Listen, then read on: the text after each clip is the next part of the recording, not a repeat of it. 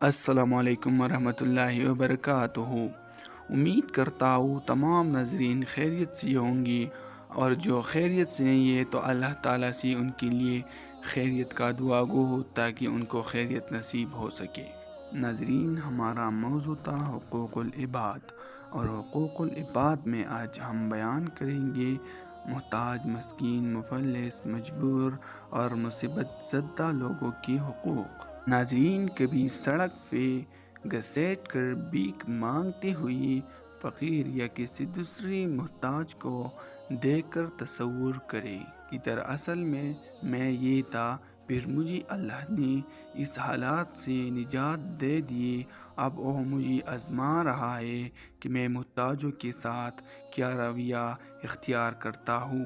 ناظرین، جس شخص نے کسی مومن کی دنیاوی تکلیفوں میں سے کوئی تکلیف دور کی، اللہ تعالیٰ اس سے قیامت کی سختیوں میں سے کوئی سختی دور فرمائے گا۔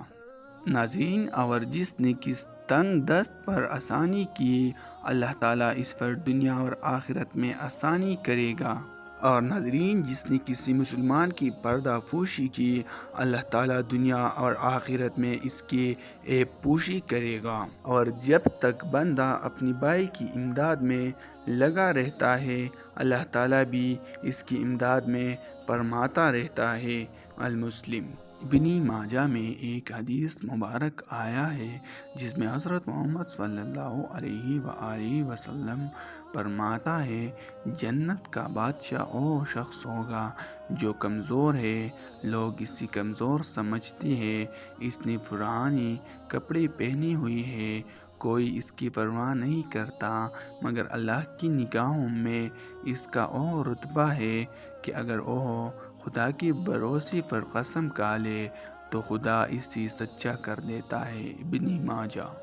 اس سے پتہ چلا کہ جو لوگ غریب کو حقارت کی نگاہ سے دیکھتے ہیں، وہ در حقیقت کتنی کوتاہ بننے کا ثبوت دیتے ہیں۔ ہم دیکھتے ہیں کہ اس زندگی میں اگر کس کے متعلق یہ پتہ چل جائے کہ اب یہ بڑا آدمی بننے والا ہے تو لوگ پہلے ہی اس کی خوش آمدہ شروع کر دیتے ہیں، تاکہ جب اس سے بڑائی حاصل ہو تو وہ انہیں فائدہ پہنچائے۔ لیکن یہ عجیب بات ہے کہ جن نیکوکار مفلسوں نے کل خدا کے ہاں بہت بڑا آدمی بن جانا ہے، انہیں اس قابل ہی نہیں سمجھا جاتا۔ ناظرین، آپ کو کیا معلوم کہ یہ غریب آدمی جو اس وقت عاجزی کا تصویر نظر آ رہا ہے، اللہ تعالیٰ کے ہاں کتنا بڑا بادشاہ ہوگا۔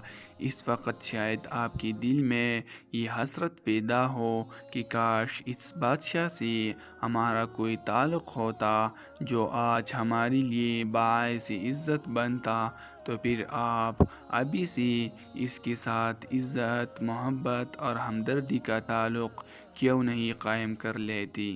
ناظرین، تمہارا اپنے بھائی کے سامنے مسکرانا تمہارے لیے صدقہ ہے، اور تمہارا نیکی کی تلقین کرنا اور برائی سے روکنا بھی صدقہ ہے۔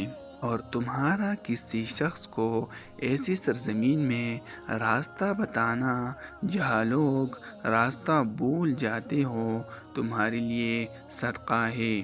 اور تمہارا کسی ایسی شخص کی مدد کرنا جس کی بصارت خراب ہو، تمہارے لیے صدقہ ہے۔ اور تمہارا راستے سے پتھر، کانٹا اور ہڈی وغیرہ ہٹا دینا تمہارے لیے صدقہ ہے۔ اور تمہارا اپنے ڈول سے اپنے بھائی کے ڈول میں پانی ڈال دینا بھی تمہارے لیے صدقہ ہے۔ ترمذی شریف۔ ناظرین، غرض یہ ہے کہ اپنی مکان کی حد تک محروم اور مصیبت زدہ لوگوں کی دنیاوی مدد کرنے سے آپ اپنے آپ کو انشاءاللہ دنیاوی اور آخروی دونوں تکالیف سے بچا لیں گے۔ تو ناظرین، ہمیں چاہیے کہ محتاج، مسکین، مفلس، مجبور اور مصیبت زدہ لوگوں کی مدد کرے اور اپنے آپ سے دنیاوی اور آخروی تکلیف کم کر سکے۔ تو ناظرین، یہ تھی آج کی ویڈیو جس میں ہم نے بیان کیے ہیں محتاج، مسکین، مفلس، مجبور اور مصیبت زدہ لوگوں کی حقوق۔ تو ناظرین، آج کے لیے یہ کافی ہے۔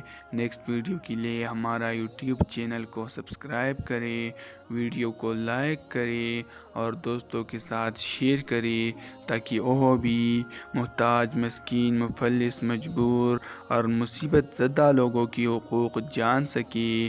اور اپنا رائے کمنٹ سیکشن میں ضرور دیجیے تاکہ نیکسٹ ویڈیو کس موضوع پر بنانا چاہیے۔ شکریہ، اللہ حافظ۔